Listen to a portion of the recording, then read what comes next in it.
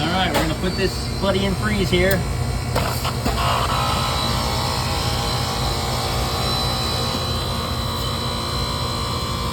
Go ahead and kill it for me. It's not so bad yet, but doesn't sound good.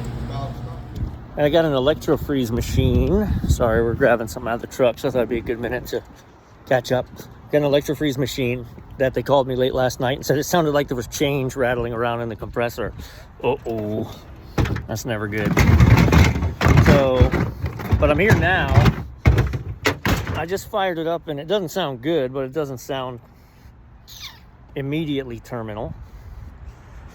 So maybe we get lucky and we just dropped a leg of power or something stupid and we don't have a failed compressor. Compressor's from 2017. I've already priced it. It's available local. I can go get it. But yeah, science. Fire it up one more time. Let's see what the pressures do when she starts. Snap, crackle, popping. I gotta watch that terminal blow out. Kill it! Yeah, she's dead. Here's our newbie. So first things first, before I do anything, just gonna re-verify that our ports are the same. They are. So we're good. I'm gonna go ahead and recover this charge. It's only 3.7 ounces, so obviously I'm gonna recover it and dispose of it. We're not gonna reuse it because burnout. Plus, we're gonna go ahead and treat it with acid scavenger. We'll get into all that. You can see she was definitely overheating. So just 2 brazes, right? Use this to hold the foam back. Still wrapped it. Discharge line, suction line. Get everything cleaned up, clean that pad up, put the new feet on there, mount it. I'm not gonna screw it in until I get the suction line in because it's nice to have it move forward a little bit, but blazing this morning, blazing. Okay, for the acid scavenger, of course that's gonna come on right now. No, be quiet. Cannot forget to turn that back on. Okay, obviously we had some sort of burnout here. The Freon smelled bad. Not terrible, but obviously not good. And I don't know if you saw the chattering of it, but it was internal. So in replacing it, we're gonna go ahead and treat the system for oil or for acid just to make sure we don't start destroying the new one. So this one is pretty self-explanatory. Use the chart, add it to the oil in there once we're good. So here's the thing, dosage chart. It gives you how many gallons of compressor oil. Well, this is 25 ounces, right? There's 128 ounces in a gallon. So you just divide 25 by 128 and you get 0.19. 0.19 is 0.2 or the equivalent of a fifth. So in between these two, right, is your fifth. And those both get 1 ounce. Note number of 2 ounce doses. So this gets 1 bottle into the oil. All right, so we dry fit everything. I use wet rag on compressors and stuff. I also wrap with a wet towel, obviously, but when it comes to the actual compressors, I think it's worth the investment of the wet rag to make sure.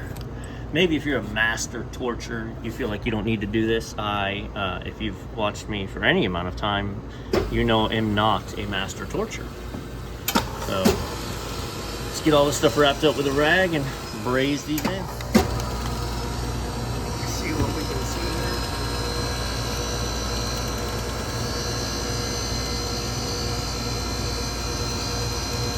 All right.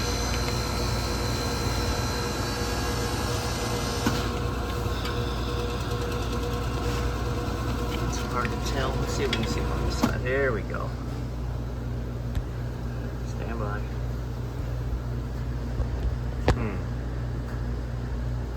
Yeah. would you do with that little nick? Would you go in at that nick again?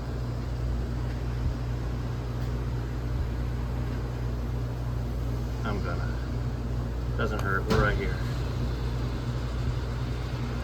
All right, like it.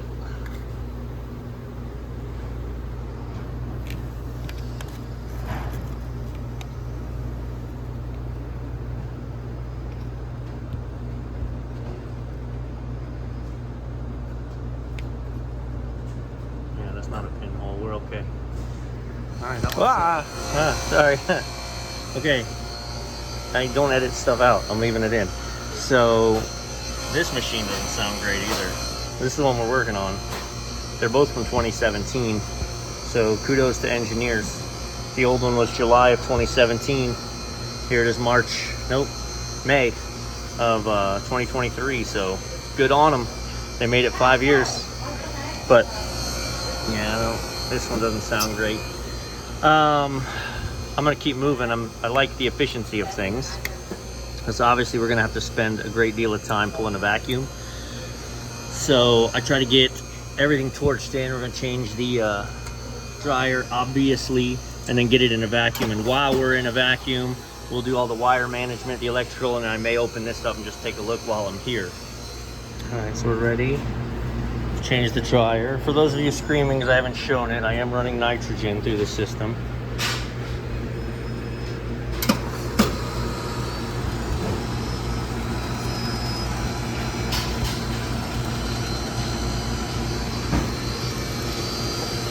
Obviously that Schrader's out. All right, so ran a pressure test, pumped it full of nitrogen. I just started the vacuum, I turned it off so we could talk. Pumped it full of nitrogen, leak tested, all my joints were good. So at this point, we're gonna get it started. Yes, I'm aware there are faster ways. This is all right by me. I've got enough wiring, re-putting together to do. While this thing runs and gets us down where we need to be,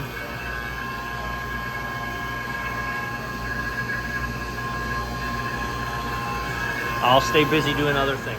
They left the barrel full of cream, so I had to flush it and now sanitize it because this barrel was off. I also checked the contactors, and I checked all of them.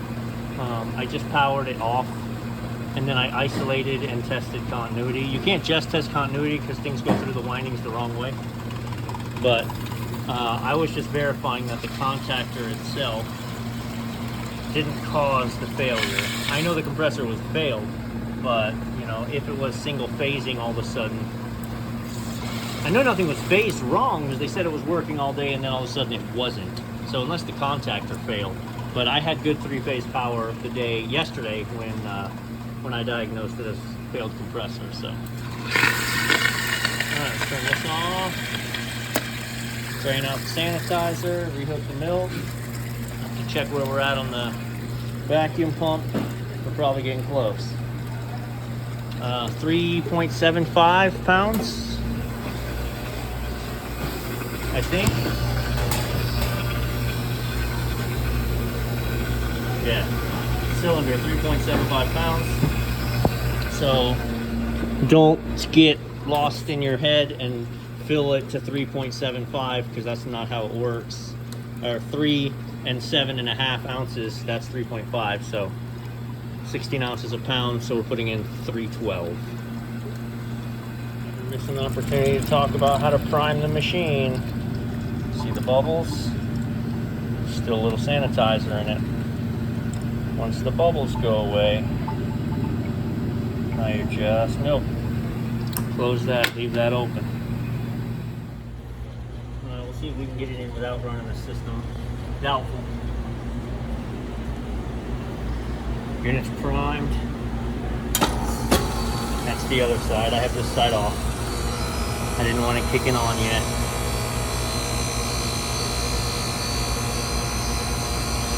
Get it as full as we can.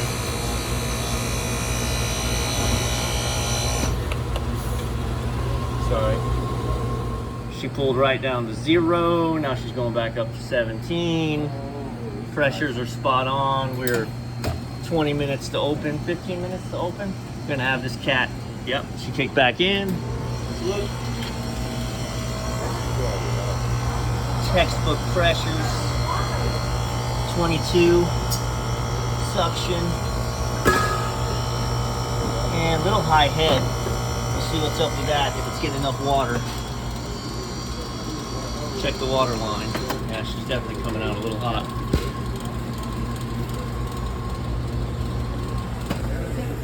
May have to adjust the flow. So this is a water pump that adjusts the flow of the, but also the milk inside is not 15 degrees yet.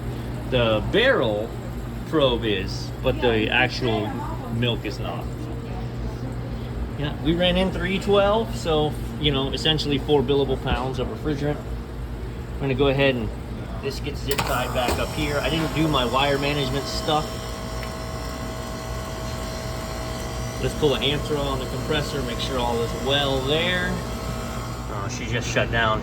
Yesterday's was running 10 amps. This one's running like 5.6. So that's good. All right, we're gonna let this run, solid up.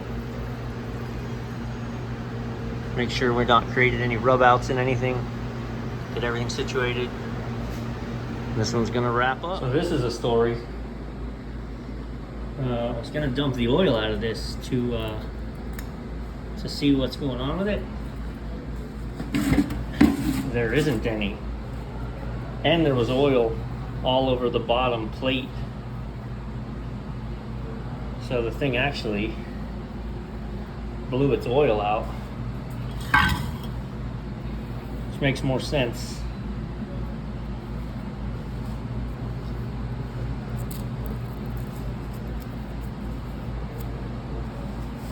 Yeah, then not a drop of POE oil left in this thing. Look, nothing. Well, there's your failure reason. All right, the fact that there was no oil in that compressor means we've got to watch out for something. Hopefully the oil just leaked out of the compressor there at the end of its life. I was a little short on gas from what it was supposed to be recovered, so could be. The other thing is that it dragged that oil all into the system, and now that we put a new compressor with new oil, we can oil slug this system. But my pressures are consistent. Definitely follow up, check pressures in a few days.